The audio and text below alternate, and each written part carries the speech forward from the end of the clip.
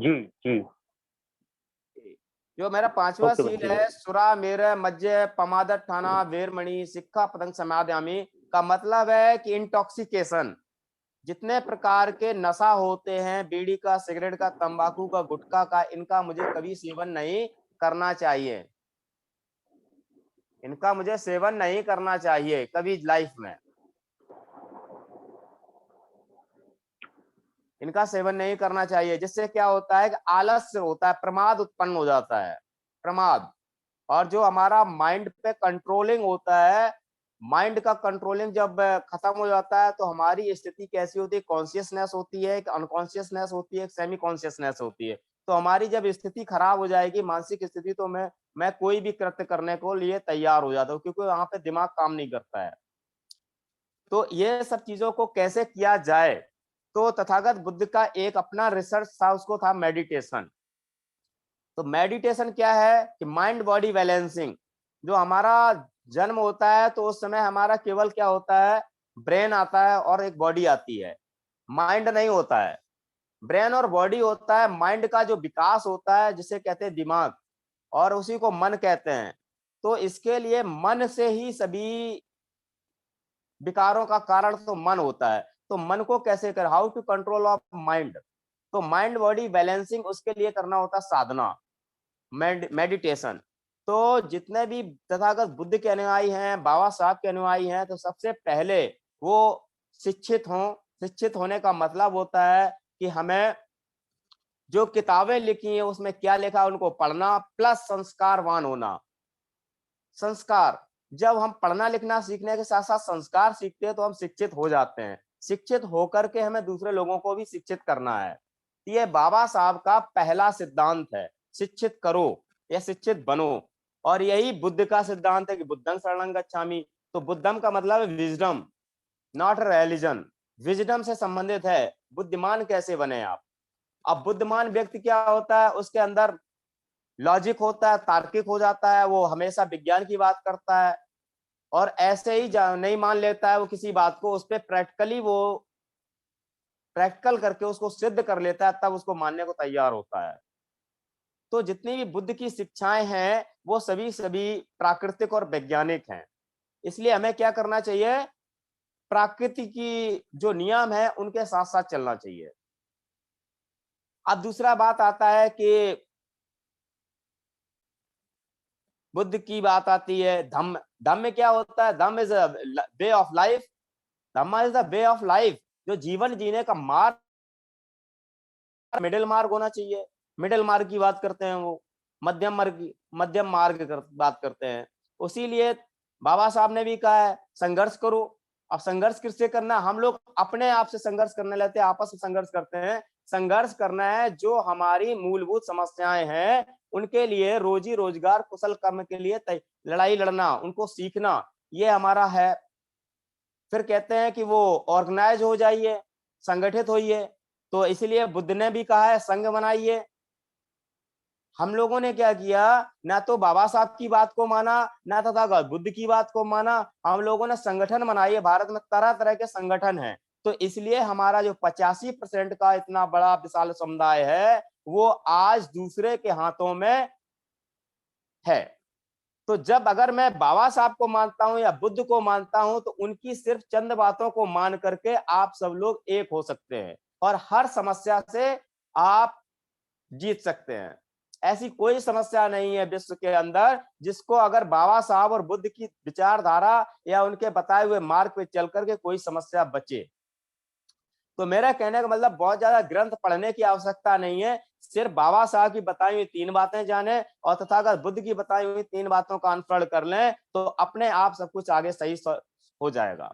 हमने पूछा लोगों से अम्बेडकरवादी है, तो हाँ अम्बेडकरवादी है। अम्बेडकर साहब ने क्या लिखा है, बहुत बातें फिलॉसफी करते हैं, लेकिन उनकी 2 बातें भी नहीं बता पाते हैं हमको कि शिक्षित होने का मतलब क्या होता है, संगठित होने का मतलब क्या होता है, ये भी नहीं उनको पता होता है। तो हम अगर वास्तव में अम्बेडकराइट बात को मानना चाहिए, तो बात आती है धम्म देशना की, बात आती है तथागत बुद्ध की बात आती है, तो हम तो कहते हैं सबसे पहले आप लोग केवल पंचशील का कड़ाई से पालन करें। क्योंकि पहला हमारा जो होता है पंचशील जो होता है मेरा क्या करता है, मेरा पर्सनालिटी डेवलप करता है। Personality, person with ability, ability सबकी अलग अलग हो सकती है, जन्म सबका एक जैसा हो सकता है, लेकिन योग्यताएं सबकी अलग होती हैं। योग्यता से आपकी आइडेंटिटी बनेगी और आइडेंटिटी से ही आप जाने जाओगे। तो इसी तरह से मैं कहता हूं कि तथागत बुद्ध के समय में उन लोगों ने कहा कि वो राजा के पुत्र थे, ठीक है, बात मान ली। फिर उनका उनके जीवन में 4 घटनाएं आई कि दुख है, दुख का कारण है, दुख का कारण है तो निवारण है, निवारण का मार्ग है। उन्होंने फोर्थ नॉवल ट्रुथ दिया। लेकिन ना तो मैं उस समय में मैं था, ना आप लोग थे। जो लिखा गया है या उनके द्वारा, जिनके भी उनके शिष्य हैं, उनके द्वारा लिखा गया है। लेकिन आज अगर उनकी बात मानते हैं तो क्या किसी के जीवन में ये 4 घटनाएं नहीं होती हैं? होती हैं, सबके जीवन में होते हैं। सभी बीमार होते हैं, सभी की मृत्यु होती है, ऐसा नहीं होता है? होता है। लेकिन आज हमें उस बात को मानना चाहिए, फोर्थ नॉवल ट्रुथ। उसका मतलब है आपका डेल्यूजन। डेल्यूजन का मतलब होता है मोह। मोह जब होता है तो उससे डेल्यूजन से हमारा आता है अट्रैक्शन। अट्रैक्शन जिसे कहते हैं राग, और राग के बाद जो होता है द्वेष। द्वेष का मतलब होता है हेट। तो ये 3 कारण जो होते हैं मुख्यतः, जो दुख के कारण होते हैं, दुख। तो आज जो बाबा साहब की बात करूं तो वही बाबा साहब ने कहा है कि हमारे समाज के पढ़े लिखे लोगों ने धोखा दिया है। जो बाबा साहब के राइट्स के आधार पर जो नौकरी पा गए, मकान बना लिए, प्रॉपर्टी इकट्ठा कर लिए, उन्होंने क्या पे बैक टू सोसाइटी किया? अपनी आमदनी का 20%, 20वां हिस्सा निकाला, 5% नहीं निकाला। आज नौकरियों में 1.5 2 लाख रुपए की तनख्वाह पा रहे हैं। क्या अपने समाज को उत्थान के लिए कोई काम कर रहे हैं? क्या कोई स्कूल खोले हैं उन्होंने? क्या कोई हॉस्पिटल खोले हैं उन्होंने? क्या कोई चैरिटेबल ऑर्गेनाइजेशन चला रहे हैं? पूछना चाहता हूं मैं समाज के लोगों से। बात बाबा साहब की करते हैं, बुद्ध की करते हैं। तो हमें क्या करना, सिर्फ बाबा साहब के बताए मार्ग पे चलना है। तो इसलिए उन्होंने कहा, तो इस तरह हमें क्या करना चाहिए कि सबसे पहले पे बैक टू सोसाइटी। समाज के, वो समाज के हर बच्चे को, हर व्यक्ति को जो वंचित है सुख सुविधाओं से, 6 चीजों की आवश्यकता होती है, मूलभूत आवश्यकता है आज की डेट में। रोटी, कपड़ा, मकान, चिकित्सा, शिक्षा और सुरक्षा। 6 चीजें हमारी हैं जो फंडामेंटल आती हैं। क्या अगर कोई सरकार मुहैया नहीं कराती है तो क्या हमें समाज को मिलजुल करके अपना शैक्षणिक संस्थान नहीं बनाने चाहिए? क्या हमें पढ़े लिखे लोग निःशुल्क कोचिंग नहीं पढ़ा सकते हैं? क्या हम लोग मिलकर के एक हॉस्पिटल नहीं बना सकते हैं? क्या हम मिलजुल करके इंडस्ट्रीज नहीं डेवलप कर सकते हैं? कर सकते हैं। हम लोग सिर्फ धर्म की बात करते, धर्म की बात करते। धर्म का मूल क्या है? मानव कल्याण। धर्म का मूल है मानव कल्याण। तो मानव कल्याण के हित में जो कार्य हो वही धर्म है। धारण करने की बात आती है, जितनी भी शिक्षाएं हैं वो सभी धारण करने की बात आती है। उन पर चल के प्रूफ करना होता है कि हम उतना कर रहे हैं। जैसे हमारे यहाँ मैंने 180 बच्चों के लिए free of cost coaching system डाला है, जिसमें कॉपी, पेंसिल, रबर, कटर सारी चीजें मैं दे रहा हूँ। फ्री ओपीडी सिस्टम डाला है, कोई समाज का आए व्यक्ति हम फ्री मतलब चिकित्सा देते हैं। इसके बाद सुरक्षा के लिए मैंने अभी सबको 5 लाख रुपए के, जितने हमारे यहाँ प्रतिभागी आए सबके 5 लाख रुपए का हेल्थ इंश्योरेंस करवा के रखा है कि अगर कोई बीमार हो जाए तो उसको हेल्थ सुविधा दी जा सके। तो क्या हमारे समाज के लोग 100 लोग ऐसे मिलकर काम नहीं किया जा सकते हैं? किए जा सकते हैं। अब बात आती है पॉलिटिक्स।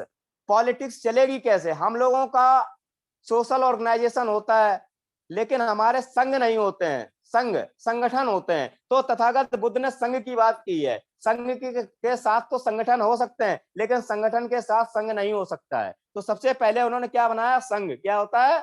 संघ। तो हमें संघ बनाना चाहिए। जितने भारत के अंदर सोशल ऑर्गेनाइजेशन, सोशल मूवमेंट हैं, उनको सब एक करके हम अपनी पावर को जनरेट करें, तब हमारी विजय हो सकती है। तो हमारे यहाँ महात्मा ज्योतिबा राव फुले ने एक किताब लिखी थी, गुलामगिरी। वो गरीबगिरी भी तो लिख सकते थे। गुलामगिरी क्यों लिखी? तो उन्होंने कहा कि हमारा समाज सबसे पहले मानसिक गुलाम हो जाता है, अंधविश्वास और पाखंड की तरफ जाता है, देवी देवताओं को पूजना शुरू कर देता है। इसलिए कहते हैं कि वो सबसे पहले स्लेवरी में आता है, मानसिक गुलामी की तरफ। और मानसिक गुलामी जो जन्म देती है वो शारीरिक गुलामी को जन्म देती है, और शारीरिक गुलामी जो जन्म देती है वो आपके आर्थिक गुलामी को जन्म देती है, आर्थिक गुलामी जन्म देती है सामाजिक गुलामी को, सामाजिक गुलामी जन्म देती है राजनीतिक गुलामी को। इसलिए हमें तथागत बुद्ध के बाद की बात मानने के बाद महात्मा ज्योतिबा फुले की बात को मानना चाहिए। एक किताब पढ़ें लेकिन उसमें क्या हमारा कंक्लूजन निकलता है, सार निकलता है, उसका मैं पालन करूं कड़ाई से। तो सबसे पहला काम है कि समाज के लोगों को मानसिक गुलामी से बाहर निकालना। ये हमारे सभी प्रबुद्ध जन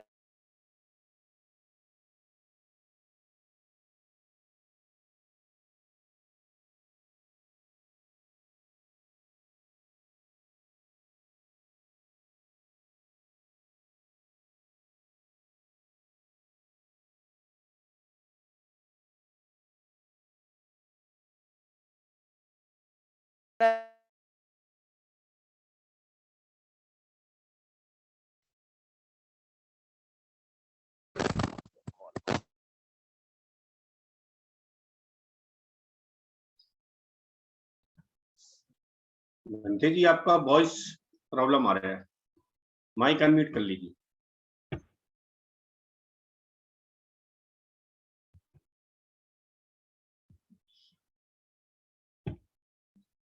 बंटी जी माइक अनम्यूट कर लीजिए।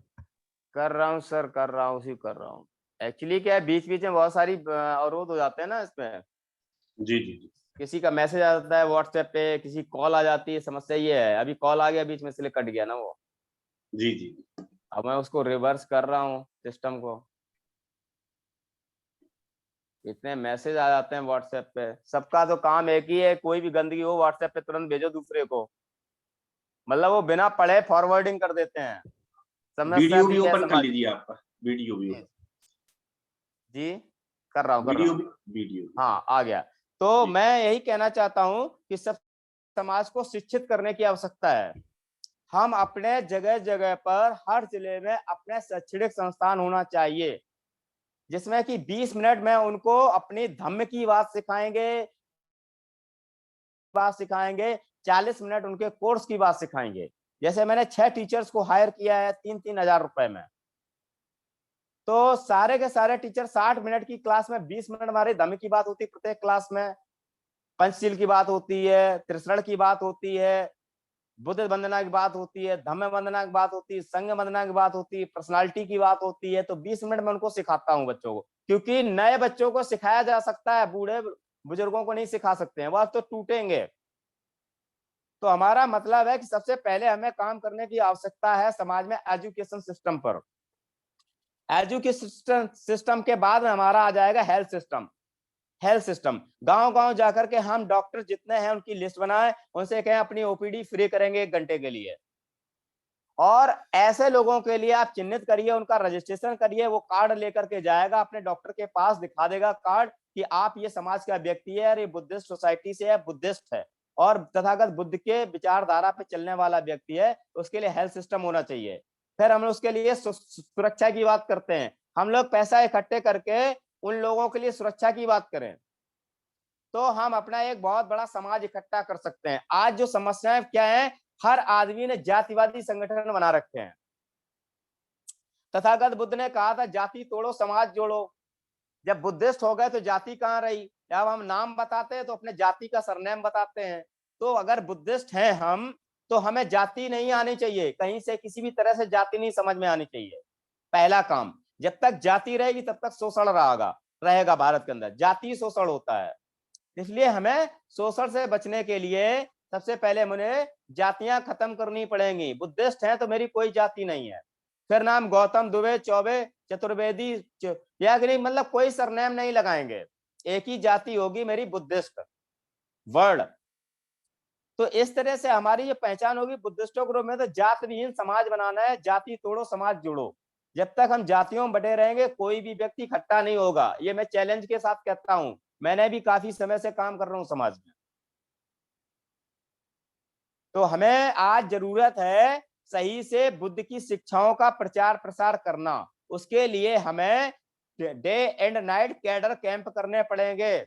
जिस तरह से हमारा विपक्षी है रात के 4 बजे अपने कैंप खत्म कर देता है, इसी तरह से हमें भी कैंप और कैडर देने पड़ेंगे प्रतिदिन। एक दिन में कुछ नहीं होने वाला है। उसके लिए मुझे प्रॉपर ट्रेनिंग देनी होगी, लोगों को वॉलंटियर्स बनाने पड़ेंगे एंड इंटेलेक्चुअल पर्सन उसमें इन्वॉल्व होंगे। जो नौकरी करते हैं वो फंड जनरेट करेंगे, जो पढ़े लिखे लोग हैं वो कैडर कैंप को ऑर्गेनाइज करेंगे। जब तक ये नहीं करेंगे तब तक हमारी हार ही हार है।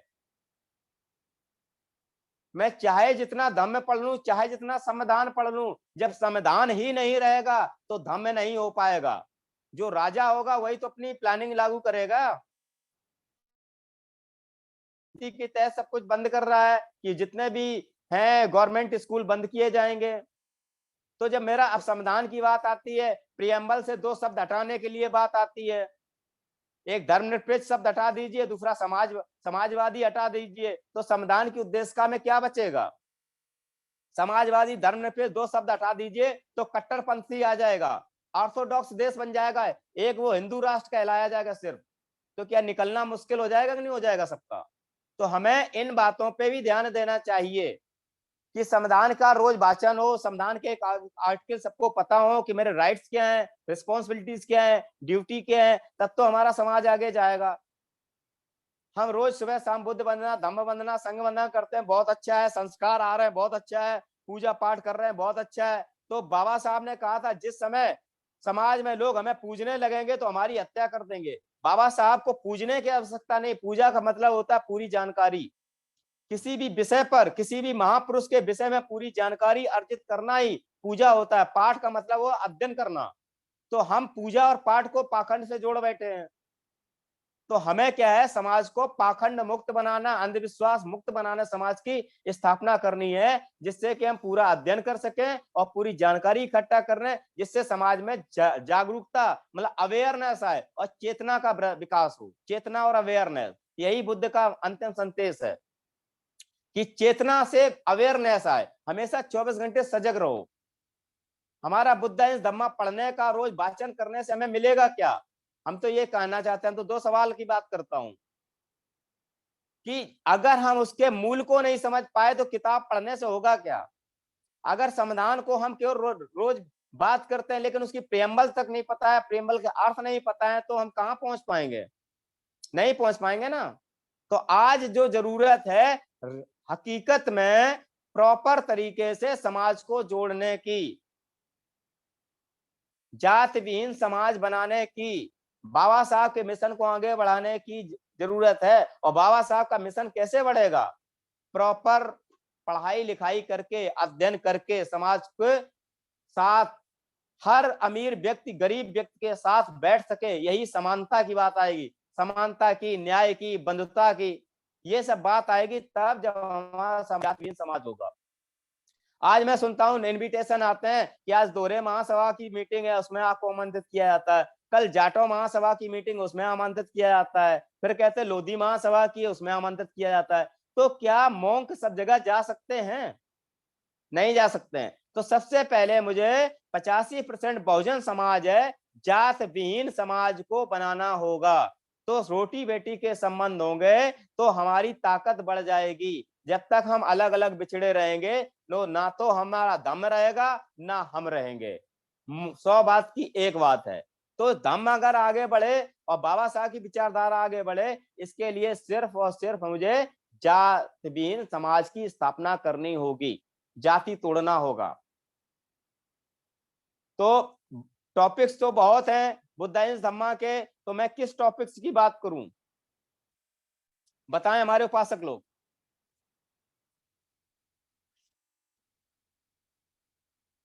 आवाज आ रही है? अभी टॉपिक उसके बनते जी हमारे लिए उपयोगी है। आप जो भी बताना चाहेंगे अच्छा रहेगा। नहीं, मैं तो बता ही रहा हूं। जैसे कि क्या है, तथागत बुद्ध का एक होता है मंगल सूत्र, महामंगल सूत्र होता है ना, महामंगल सूत्र होता है। तो मैं अंधविश्वास के ऊपर मैं टॉपिक लिया था आज महिलाओं के लिए। पहले क्या कि वो मंगल सूत्र डालती हैं शादी के बाद। तो मंगल सूत्र है क्या? तो मंगल सूत्र का मतलब होता है, जो तथागत बुद्ध ने सूत्र बताया हुआ है, तो क्या असेवना चा बालानंग, ठीक है। पंडिता नच सेवना पूजा चा पूजियानंग एतंग मंगल मुत्तमंग। उन्होंने कहा है कि मूर्खों की संगति ना करना। पहला काम है मूर्खों की संगति ना करना। पंडिता नाच का मतलब होता है जो बुद्धिमान लोग होते हैं। पंडित कोई जाति नहीं होती है, जो ज्ञान को अर्जित करता है वो पंडित है, वही ब्राह्मण है। ब्राह्मण एक वर्ण है, ऐसा वर्ण का मतलब है जो लोग ज्ञानी होते हैं वो ब्राह्मण कहलाते हैं। ब्राह्मण जाति नहीं होती है कोई। तो क्या है कि ज्ञानियों की संगति का यही उत्तम मंगल है। पूजनीय कौन है हमारे लिए? भिक्षु होते हैं, जो चीवरधारी होते हैं, उनका हमें क्या करना है? वंदन करना है। दूसरा है पटी रूप देश वासो कुब्बे चाकत कुशलता अत सम्मा पाड़दी चा एता मंगल मुत्तम। वो कहते हैं उचित स्थानों पर निवास करना। स्थान हमारा उचित होना चाहिए जहां निवास करने का, और पहले किए गए कुशल कर्मों का संचित होना। तो हमेशा कुशल कर्म करते रहना चाहिए। कुशल कर्म का मतलब होता है स्किल डेवलपमेंट। समाज में रह करके कार्य की कुशलता को सीखते रहना चाहिए और लोगों को सिखाते रहना चाहिए, और स्वयं को सम्यक संकल्प के साथ रखना, यही उत्तम मंगल है। एक संकल्प होना चाहिए, सही संकल्प लेना चाहिए हमें डेली कि आज मैं इतने लोगों को भोजन कराऊंगा, इतने लोगों को कॉपी पेंसिल पेन बांटूंगा जा करके, इतने लोगों को शिक्षा दूंगा जाके। तो क्या है, एक संकल्प होना चाहिए। इसके बाद होता है बहु सच सिपच विनयो चा सुशिक्षितो सुभाषता चाया बाचा एतंग मंगल मुत्तमंग। कहते हैं कि बहुश्रुत होना। बहुश्रुत का मतलब होता है बनते लोगों के जो प्रवचन होते हैं सुनना चाहिए, बहुश्रुत होना। शिल्प जानना, भिक्षु जीवन के नियमों को सुनिश्चित होना, जो भिक्षु अपने नियमों से चलते हैं उनके मार्ग पर चलना। और वाणी से सुभाषित होना। वाणी यानी मृद वाणी, भाषा हमारी ऐसी होनी चाहिए सबको प्रिय लगे, कठोर कटु वचन नहीं होने चाहिए। तो ये भी मेरा उत्तम मंगल है। इसके बाद कहते हैं मात पितु पठानंग बाल दारस संगहो अनाकुलाचा कमंता एतम मंगल मुत्तमंग। कहते हैं कि माता पिता की सेवा करना, स्त्री बच्चों का संग होना, और आकुल उद्विग्न करने वाला व्यवसाय करना। ऐसा व्यवसाय जीविका का साधन होना चाहिए जो मुझे डर भय से दूर रखे। जीविकोपार्जन का साधन हो, लेकिन आमदनी का साधन हमारा कैसा होना चाहिए? सही होना चाहिए, जिससे कि मुझे भय और डर ना हो। यही हमारा उत्तम मंगल है। फिर कहते हैं दानच दमचर्या चा आत कानच संगहो अनवज्जानी कम्मानी एतम मंगल मुत्तंगल। दान का देना, पहली पारमिता है दान का। तो जितनी भी हमारी 10 पारमिताएं होती हैं उनमें से कोई एक पारमिता को पूर्ण करना, दान देना। धम्म का आचरण करना। धम्म का आचरण क्या है? जो तथागत बुद्ध ने जो हमें शिक्षाएं दी उन शिक्षाओं का पालन करना, उनका अनुसरण करना, उन पर चलना, बताए हुए मार्ग पर चलना। संबंधियों का साथ होना, जितने भी हमारे रिश्तेदार नातेदार होते हैं उनका साथ होना, और अनवर्जित कर्मों का ना होना। अनवर्जित, वर्जित कर्म जो होते हैं, जो प्रोहिबिटेड वर्क होते हैं, उनसे दूरी बना के रखना, ये मंगल कार होता है। इससे हमारे वहां मंगल होगा। फिर कहते हैं आरत विरत अकुशलता मज्जपाना चा संयमो अपमादो चा धम्मेसु एतंग मंगल मुत्तमंग। अकुशल कर्मों से अनासक्ति तथा उनका प्रत्याग करना। अकुशल कर्म जितने प्रकार के होते हैं, झूठ बोलना, जुआ खेलना, शराब पीना, वैश्यालय जाना, व्यभिचार करना, चोरी करना, छीना झपटी करना, मूसावादा करना, इनसे क्या है? अकुशल कर्मों से परित्याग करना। और धम्म पालन में सतत जागरूक रहना। जहां भी धम्म चर्चा हो उसमें धम्म चर्चा में शामिल होना। इसके बाद अप्रमादी होना, आलस नहीं होना, ये भी उत्तम मंगल है। इसके बाद है गार्वो चा निवातो चा संतुष्टि चा कई कतयुजता कालेन धम्म सवड़ सवड़ंग एतंग मंगल मुत्तमंग। कहते हैं गौरवशाली होना। गौरव का मतलब प्राउड। प्राउड किस पे होगा? जब आपकी पर्सनालिटी होगी तो प्राउड होगा। जैसे एक समाज में डॉक्टर हैं, इंजीनियर हैं, आईएएस हैं, पीसी हैं, सब धम्माचारी हैं और भिक्षु हैं, तो आपकी एक आइडेंटिफिकेशन होनी चाहिए जो कि आपके कर्मों से आपकी पहचान हो। तो गौरवशाली होना, गौरव। विनम्र होना, बी पोलाइटली, संतुष्ट होना, सेटिस्फाइड रहना, कृतज्ञ होना। मतलब कृतज्ञ मतलब आभार व्यक्त करना, किसी का है, किसी ने आपको कुछ दिया है तो उसका आभारी होना, कृतज्ञ होना। तथा उचित समय पर धम्म का श्रवण करना। ये भी उत्तम मंगल है, उत्तम कार्य होता है, ये बुद्ध तथागत बुद्ध ने बताया। इसके बाद कहते हैं खंती चा शोभ च सस्ता समणानच दसनंग कालेन धम्म सा कच्चा एतम मंगल मुत्तमंग। कहते हैं सहनशील होना, टॉलरेंट पावर होना चाहिए, आज्ञाकारिता होना चाहिए, ओबिडेंटली आज्ञाकारी होना, भिक्षुओं के दर्शन, जितने भी हमारे भिक्षु होते हैं इनके समय समय पर दर्शन होना, चाहे फेसबुक से, चाहे व्हाट्सएप से, चाहे वीडियो कॉलिंग से, या घर में भोजन दान करा करके भिक्षुओं के दर्शन होना, समय समय पे धम्म चर्चा करना, यही उत्तम मंगल है। फिर कहते हैं ज्ञानोचा धम्मचर्या अरि सच्चानंग दर्शनंग निब्बान सच्च क्रिया चा एता मंगल उत्तमंग।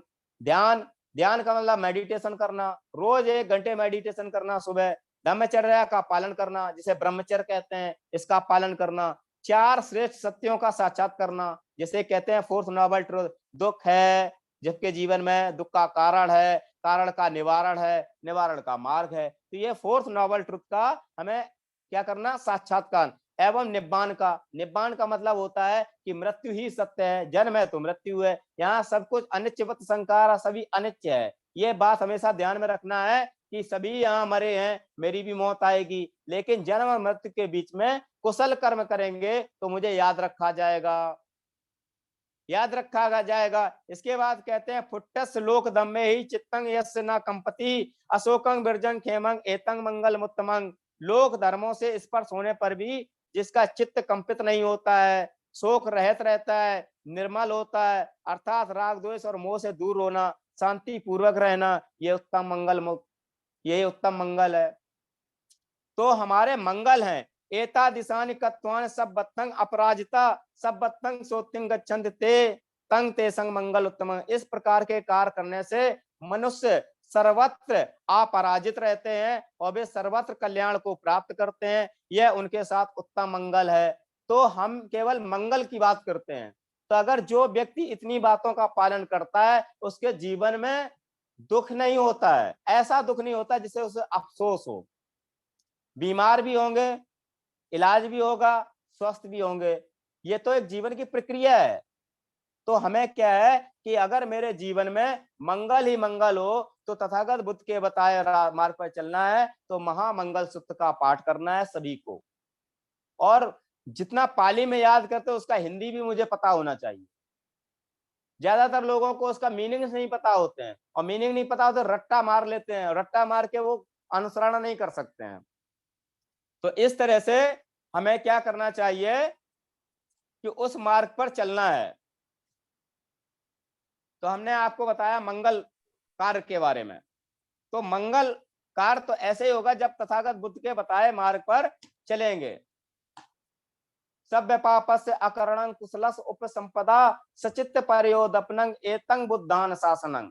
वो कहते हैं सभी पाप कर्मों का ना करना और कुशल कर्मों का संपादन करना, मन की शुद्धि रखना, चित्त, चित्त का है मन, मन मन माइंड। तो जो मेरा मन होता है ये सभी कारणों का, सभी दुखों का कारण होता है मन। तो मन का शुद्धिकरण करना, यही बुद्धों का शासन है। बुद्धों का मतलब बुद्धिमान लोगों का, बुद्ध, बुद्ध का मतलब विजडम। तो जितने बुद्धिमान लोग होते हैं तो मन को अपने बस में रखते हैं। मनोपभंगमा मनोसेठा मनोमया, आपने पढ़ा होगा धम्मपद की पहली गाथा आती है, तो मन ही सभी दुखों का कारण है। तो मन को कंट्रोल में रखना, और मन क्या है, mind body balancing, mind body balancing by meditation. तो साधना करनी चाहिए। अब कितने लोग साधना करते हैं मुझे नहीं पता, तो कम से कम साधना में सभी लोग बैठे, 4 बजे जगना चाहिए, 4 बजे से 5 बजे के बीच में हमारा ऑक्सीजन का लेवल अच्छा होता है। नहा धो करके साधना में बैठेंगे, बच्चों के साथ बैठेंगे, पति पत्नी के साथ बैठेंगे, पूरा परिवार के साथ बैठेंगे। अगर जो लोग बुद्ध विहार में रहते हैं बुद्ध विहार में जाकर के साधना करेंगे। और हमारा स्वस्थ रहने का डाइट पैटर्न है, जो तथागत बुद्ध के अनुसार डाइट पैटर्न लेना है। मॉर्निंग में ब्रेकफास्ट लेना है, इसके बाद सेमी सॉलिड डाइट लेनी है, प्रॉपर डाइट लेनी है। तो जो लोग उपोषित का व्रत रखते हैं, पूर्णिमा को अमावस्या को उपोषित का व्रत रखें। आम जन के लिए 5 सील हैं, उपासकों के लिए 8 सील हैं, अनागरिकों के लिए, बनते लोगों के लिए 10 सील हैं। तो सीलों का पालन करेंगे जिससे कि मेरा आचरण सही रहेगा। धम्म का आचरण करना, धम्म के अनुसार चलना, इससे मंगल उत्तम कार्य होगा। मंगल ही मंगल होता है। हम कहते तो हैं सबका मंगल हो, लेकिन मंगल हो कैसे? तो हमें साइंस कहती है, विज्ञान कहती है, पहले आओ करके देखो। जब वो सही रिजल्ट आता है तो उसका हम पालन कर लेते हैं। तो इस तरह से मैं अपने जीवन में अच्छा कर सकते हैं कुछ। और हमारा जो दुश्मन है 15% होते हुए सबसे आगे क्यों है? वो इसलिए है कि हमारी कभी धर्म की चर्चा नहीं होती है, हमारे लिए व्यापार की चर्चा नहीं होती है, हमारे व्यापार की बैठकें नहीं होती हैं, धर्म की बैठकें नहीं होती हैं, राजनीति की बैठकें नहीं होती हैं। इसलिए हम तीनों कारणों से क्या है, दूर है। उनकी धर्म की चर्चा होती है, उनके व्यापार मंडल की बैठक होती है, उनके राजनीति की बैठक होती है, उनके जो मूलभूत सुविधाएं चाहिए, हमें 6 सुविधाएं चाहिए, उस पर चर्चा होती है। इसलिए वो लोग आगे हैं। इसलिए हम लोग शूद्र कहलाए गए, क्योंकि ना तो हमारा कोई धर्म गुरु है, ना मेरी कोई फैक्ट्री है, ना मेरा कोई अस्पताल है, ना मेरा कोई विद्यालय है, ना मेरा कोई राजनीति में है। तो इसलिए हम शूद्र कहलाए गए। शूद्र होने का तमगा हटाइए, आप लोग धर्म की बैठक करिए, आप लोग राजनीति की बैठक करिए, आप लोग शिक्षा के बारे में बैठकें करिए, चिकित्सा के बारे में बैठकें करिए, इंडस्ट्रीज स्थापित करने की बैठक करिए, तभी तो उनके बराबर लड़ पाएंगे। आज हमारा व्यक्ति होता, पढ़ा लिखा नहीं होता, नौकरी करने जाता है तो उन्हीं लोगों के साथ जॉब मांगने जाता है, उनका जातिगत शोषण होता है वहां से। हमारा बच्चा पढ़ने जाता है तो उन्हीं लोगों के स्कूल में पढ़ने जाता है। हमारा व्यक्ति बीमार होता है, उन्हीं लोगों के अस्पताल में जाता है। तो जब तक हम ये अपने उद्योग नहीं स्थापित करेंगे, तब तक हमारी गुलामी से मुक्त नहीं हो सकते हैं। इसीलिए कहा था कि पहले अपने इंडस्ट्रीज बनाइए, शैक्षणिक स्थान बनाइए, चिकित्सा स्थान बनाइए और धर्म की बैठक करिए। उनके संघ के का साथ सभी संगठन रहते हैं, हमारा कोई संघ नहीं है, ना भिक्षु संघ है, ना उपासक उपासका संघ है। कोई एक दूसरे की बात नहीं मानता है, सभी अपनी रसीद और कट्टा लेकर के आ जाते हैं, यहाँ दान दे दो, वहां दान दे दो, यहाँ बुद्ध विहार बन रहा है, वहां बन रहा है। तो इससे क्या होगा? एक इंडिया के अंदर सेंट्रलाइज सिस्टम होना चाहिए, जहां से एक ही नियम लागू हो सब पर। इतना हम लोग पैसा इकट्ठा कर लेते हैं, चाहे तो एक साल में एक यूनिवर्सिटी खड़ी कर सकते हैं, हर साल एक बहुत अच्छा हॉस्पिटल बना सकते हैं, एम्स जैसा हॉस्पिटल बना सकते हैं। इतना पैसा हमारे समाज के लोग इकट्ठा खर्च कर देते हैं। 14 अप्रैल आती है, अरबों रुपए खर्च हो जाता है। अरे संकल्प ले, एक एक बत्ती मोमबत्ती जलाएं अपने घरों में, वो पैसा इकट्ठा करके सेंट्रल सिस्टम के तहत हम एक इंडस्ट्रीज बना सकते हैं भोजनों के नाम से, एक हम हॉस्पिटल बना सकते हैं भोजनों के लिए, एक हम एक यूनिवर्सिटी बना सकते हैं भोजनों के लिए। इतना पैसा खर्च होता है। इसको कहते हैं जब पैसा आता है तो हम अंधे हो जाते हैं। तो मानवर साहब ने कहा था, जब चमारों पे पैसा आ जाएगा तो इन पर चर्बी चढ़ जाएगी। तो आज वास्तव में चमारों पे चर्बी चढ़ी हुई है, कारों में घूम रहे हैं, लग्जरी लाइफ जी रहे हैं, समाज को नहीं देख रहे हैं, पे बैक टू सोसाइटी नहीं कर रहे हैं। अगर आज हमारी किसी को बात बुरा लग रहा हो तो बेशक बुरा लगे, मैं तो सत्य को कहूंगा, क्योंकि मैं बाबा साहब की बातों को पढ़ा हूं, मानवर साहब के संघर्ष को पढ़ा हूं, इसलिए मैं सत्य बोलता हूं। आज यही समाज की हालत है कि संघ नहीं है, संगठन है। ना उपासकों में कोई संघ है, ना भिक्षुओं में कोई संघ है। भिक्षु अनैतिक कार्य करते हैं, भिक्षु उल्टे सीधे काम करते हैं, उन पर कोई कंट्रोलिंग सोसाइटी नहीं है आज भारत के अंदर। भिक्षु घर में रहे या बुद्ध विहार में रहे, क्या फर्क पड़ता है? भिक्षु चाहे वो शराब पिए, चाहे गुटखा खाए, चाहे व्यभिचार करे, कोई कंट्रोलिंग है इंडिया के अंदर? नहीं है। इसके लिए क्या है, एक महाउपासक संघ होना चाहिए, भिक्षुओं की परीक्षा लेनी चाहिए। इसके लिए भी आपको कदम उठाने पड़ेंगे। तो हमें क्या है कि हर जगह पर हमें क्या करना, चेक करना होगा क्वालिटी को। हमारी क्वांटिटी बढ़ती जा रही, दिन ब दिन क्वालिटी गिरती जा रही है। कोई भिक्षु किसी संघ में नहीं रहता है, 4 भिक्षु एक साथ बैठ के बात नहीं कर सकते हैं, तो क्या मतलब है धर्म का?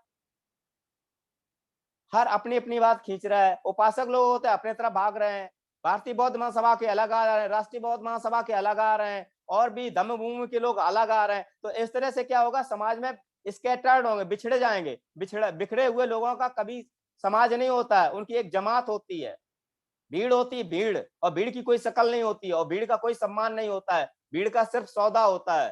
तो हम सम्मान चाहते हैं तो इकट्ठा होना पड़ेगा, और नहीं तो सौदा सदियों से होता आया है, आज भी सौदा होगा। हमारी कीमत, हमारे वोट की कीमत हमारी गधे से कम है। एक गधा तो 30,000 में बिकता है, लेकिन हम बिक जाते हैं 500 रुपए में, 1000 रुपए में, 2000 रुपए में।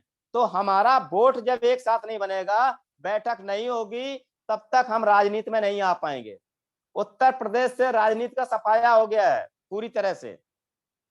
तो बात है, मूलभूत बातों को समझ करके हमें सब लोग मिलकर के एक साथ कदम उठाने पड़ेंगे। अब जो लोग इंटेलेक्चुअल हैं, जो पॉलिटिक्स में जाना चाहते हैं, पॉलिटिक्स की कैडर करेंगे। जो धम्म का इंटेलेक्चुअल है, वो धम्म का कैडर करेंगे। जो शैक्षणिक संस्थान के बुद्धिमान है, वो शिक्षा के क्षेत्र में काम कर रहे हैं। जो डॉक्टर हैं, वो डॉक्टरी के क्षेत्र में काम करेंगे। समाज को चारों तरफ से लाभान्वित करने का कदम उठाना है।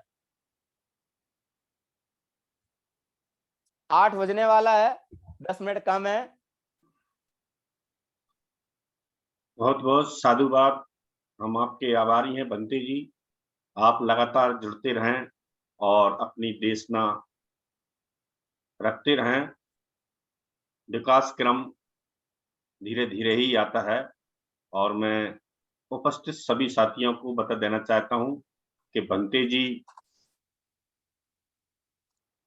हार्ट और स्टोमच के स्पेशलिस्ट डॉक्टर हैं।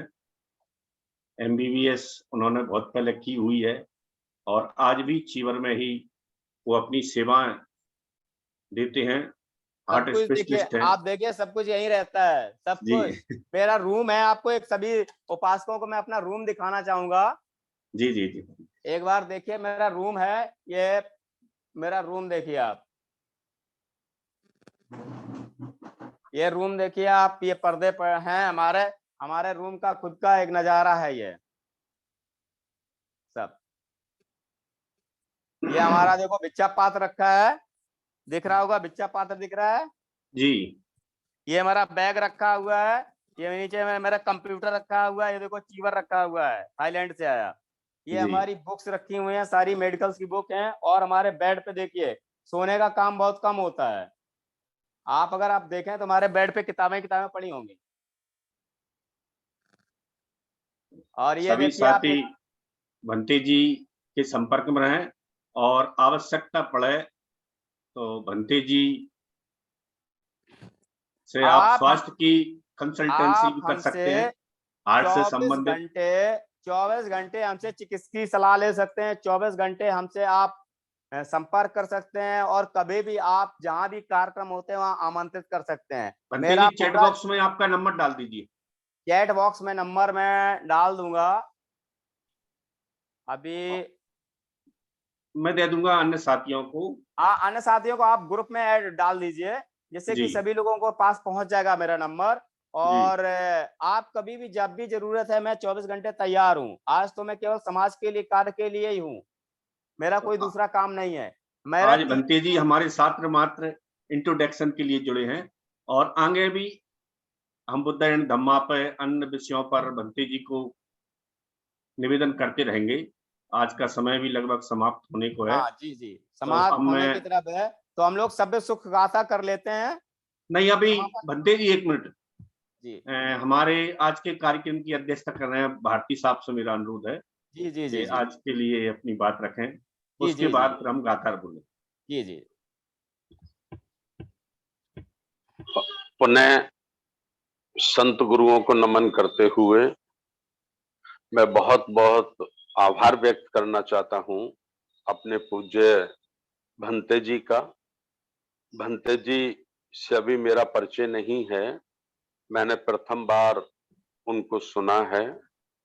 और मुझे लगता है कि भंते जी के मन में एक चिंगारी है, एक तमन्ना है समाज को तैयार करने की। जो उनके शब्द हैं, जो उनकी पीड़ा है, उस पीड़ा से हम भी लोग ग्रस्त हैं और लंबे समय से उस पीड़ा से कैसे मुक्त हुआ जाए, इस पर सोच विचार राष्ट्रीय बौद्ध महासभा के सभी साथी मिलजुल कर बहुत जल्दी जल्दी करते रहते हैं। हम लोग जब से जूम मिला है, तब से हम कम से कम एक सप्ताह में 3 दिन तो जरूर चर्चा करते हैं। और जैसे जैसे कोरोना से टाइम मिलता है, कोरोना नहीं रहता है, तो हम लोग फिजिकली मीटिंगों में भी बहुत ज्यादा व्यस्त रहते हैं, करते हैं। बहुत सारी बातें पूज्य भंते जी ने कही हैं और आज का जो मुख्य विषय है कि बुद्ध और उनके धम्म का वाचन आवश्यक है अथवा नहीं, तो इस पे मैं अपनी राय रखना चाहता हूं अपने समस्त जिम्मेवार साथियों के बीच में। मेरी राय यह है कि यदि हमें इंटरनेशनल कनेक्ट होना है, अर्थात पूरे संसार से संबंध स्थापित करना है, तो उसके लिए हमें बुद्ध और उनका धम्म को पढ़ना, समझना, उसकी गहराइयों में जाना, उस पर अमल करना अत्यंत आवश्यक है। यदि हम बुद्धिज्म को भारत के अंदर बाबा साहब डॉक्टर अंबेडकर के चश्मे से नहीं पढ़ेंगे, नहीं समझेंगे, तो फिर हम एक बहुत बड़े, बहुत अथाह सागर में डूब जाएंगे, जहां से निकलना संभव नहीं है। इसलिए बाबा साहब डॉक्टर अंबेडकर जी की जो मंशा थी, जो उनकी सोच थी कि मैं अपने बुद्धिस्ट समाज को एक ऐसा ग्रंथ दूं जो प्रमाणित हो, सबूतों के साक्ष्य में हो और महाकारुणिक तथागत गौतम बुद्ध की शिक्षाओं का सही सही संकलन हो और उसको पूरे भारत के लोग समझें, जाने। ये उद्देश्य की पूर्ति के लिए बाबा साहब डॉक्टर अंबेडकर ने अपना खराब स्वास्थ्य रहने के बाद अनेक कारणों के होते हुए भी उन्होंने अपना समय निकाला और इसको लिखा, और यही उनका ग्रंथ अंतिम ग्रंथ भी कहा जाता है। 5 दिसंबर तक उन्होंने इसकी प्रस्तावना लिखी, इसको तैयार किया, कंप्लीट किया और 6 दिसंबर को बाबा साहब हमारे बीच में नहीं रहे। तो इसका जो मूल मकसद है वो है इंटरनेशनल कनेक्टिविटी, यानी संसार से, संपूर्ण संसार से संबंध स्थापित करना।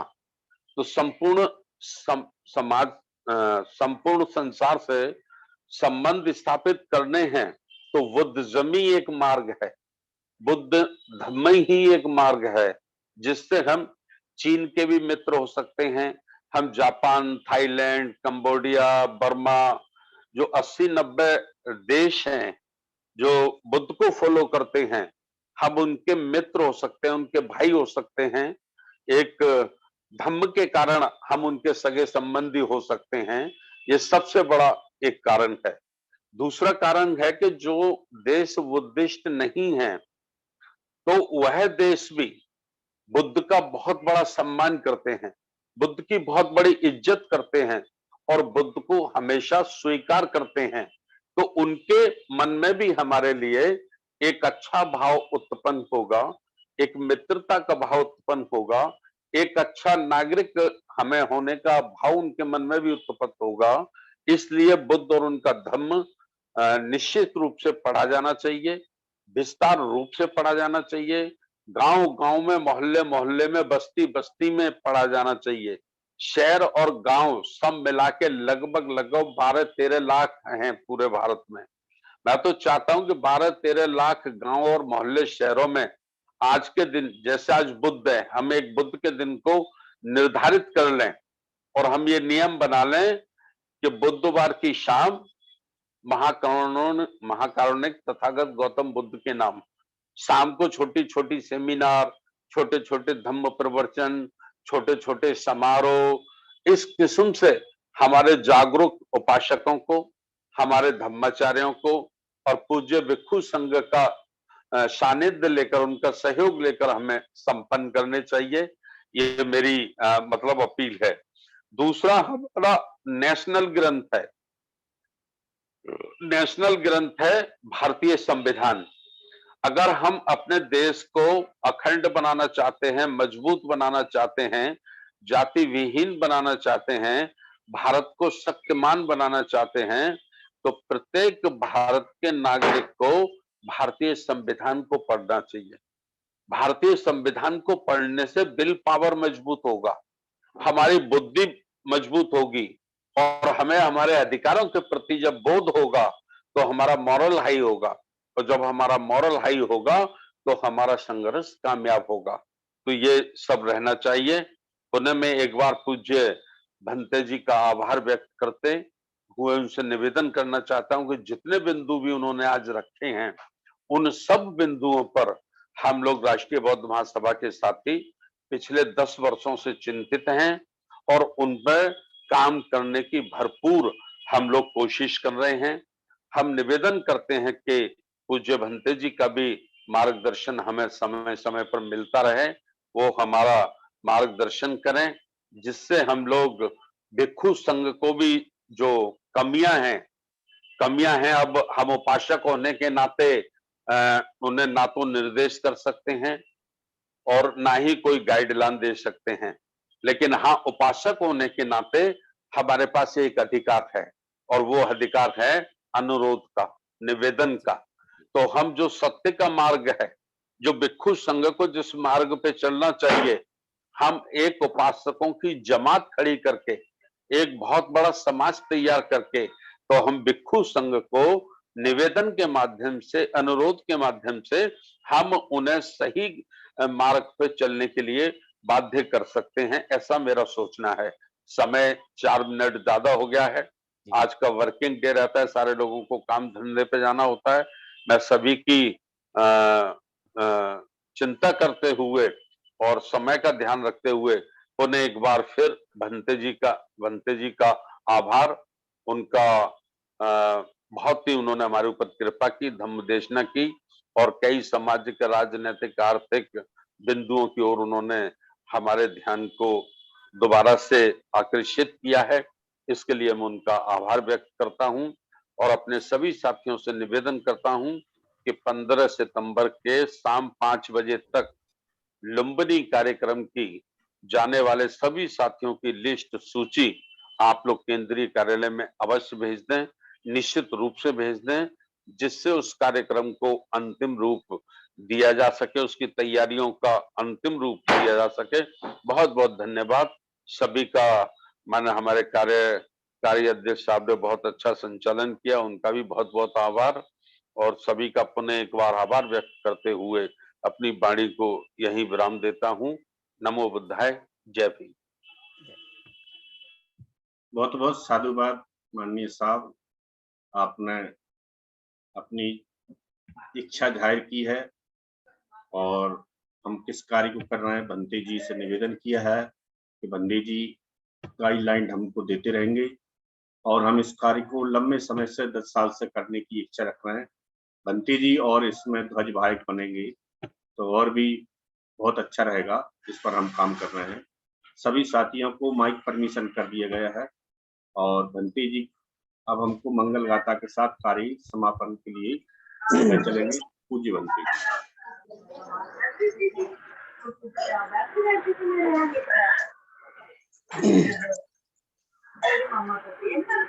जी, मंगा हाँ आ रही है। अच्छा, सभ्य सत्ता सुखी करते हैं, ठीक है, सब सुख गाथा करते हैं, समय बहुत हो गया जी। सभ्य सत्ता सुखी होन्तु चाखे मिनो सभ्ये भद्राणि पश्यन्तु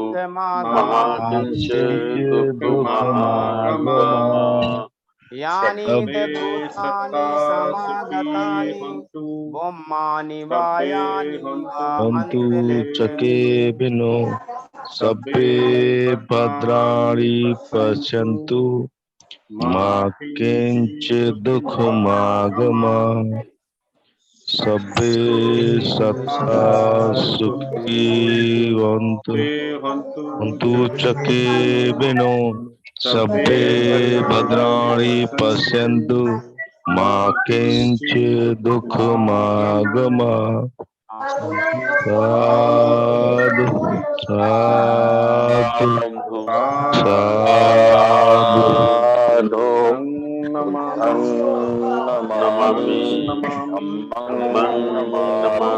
नमामि संघं नमामि।